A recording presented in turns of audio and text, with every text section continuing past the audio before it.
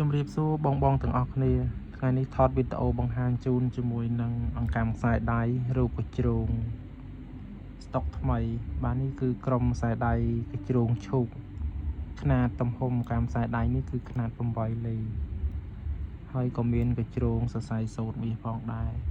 បាទនេះគឺម៉ូដបន្ទុះទ្រាប់ក្រុមខ្សែដៃអង្កាំត្បូង VIP ស្រស់ស្អាតដាក់ជាមួយនឹងរូបកញ្ជ្រោងសរសៃសូត្រមាសកតុយ9បាទស្រស់ស្អាតនេះម៉ូដបន្ទុះទ្រាប់បន្ទុះលាបបន្ទុះសំណាងបាទសម្រាប់ម៉ូដត្បូង3ម៉ូដនេះបាទមានស្តុបប្រេជាមួយសូត្រមាសស្វាយហើយនឹងត្បូងព្រះអាទិត្យបាទនេះគេហៅថាម៉ូដបន្ទុះទ្រាប់បាទស្រស់ស្អាតទឹក VIP បាទក្រុម6លីហើយក៏មានຂະຫນາດ5ធាតុបាទ6លីបាទស្រស់ស្អាតបាទ5ធាតុបងទាំងអស់គ្នា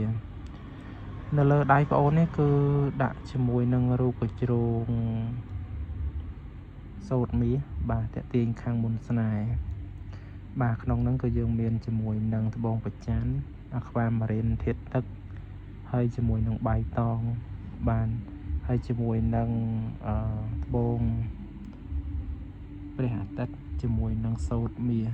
មកតាគ្នាអញ្ចឹងខ្សែដៃ5ធាតុនេះគឺមានត្បូងព្រះអាទិត្យអាខ្វាម៉ារីនហើយជាមួយនឹងស្តុបរីបៃតងហើយជាមួយនឹងត្បូងព្រះអាទិត្យហើយសរសៃសូត្រមាសរបស់តាគ្នានេះស្រស់ស្អាតអញ្ចឹងបងទាំងអស់គ្នាត្រូវការទិញឆាតចូល page បងអូនបានហើយបងដែលមើលវីដេអូបងអូនណាបងទាំងអស់គ្នាជួយចុច like មេដៃផងដើម្បីងាយស្រួលក្នុងការតាមដានវីដេអូរបស់បងអូនហើយក៏មានជាមួយនឹងកម្ម5ធាតុຂະຫນາດ6លីដាក់ជាមួយនឹងភីសៀវសរសៃសូត្រមាសស្រស់ស្អាតបងណាចង់បានចង់ទិញស្រឡាញ់ខ្សែដៃអង្កាំម៉ូដស្អាតក្រុមត្បូង VIP ល្អ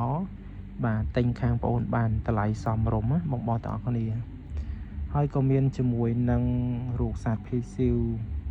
Aventrin នេះគេហៅម៉ូដខ្សែដៃបន្ទុះទ្រាប់ຂະຫນາດ6លីស្រស់ស្អាតណាស់ពុកម៉ែបងប្អូនទាំងអស់គ្នាបាទត្រូវការទិញបានហើយមានក្រុម8លីបងដែលចង់បានធំជាង6លីនេះណាបាទនេះគឺ8លីបាទ8លីនេះដាក់ជាមួយនឹងកញ្ជ្រោងឈូក5ធាតុរបស់តាគ្នាបាទ1 2 3 4 5បាទ5ពណ៌គឺតំណាង5ធាតុ